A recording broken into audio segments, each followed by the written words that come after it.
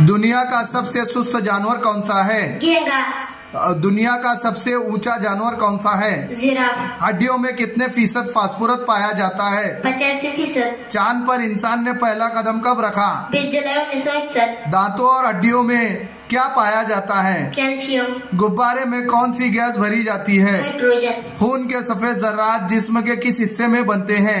हड्डियों में। सबसे छोटी हड्डी कौन सी है? कान की। इंसानी जिस्म में कौन सी हड्डी है जिस पर गोश्त नहीं है?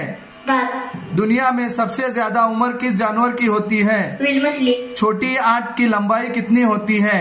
5 फुट। बड़ी आंत की लंबाई कितनी होती है? 8 फुट। जिस्म की दिफा फौज किसे कहते हैं? खून के सफेद जर्रात को। दुनिया का पहला कंप्यूटर किस से चलता था? भाप से। समंदर में जलजला आने से बड़े पैमाने पर पैदा होने वाली ताकतवर मौजों को क्या कहते हैं? सुनामी। Very good.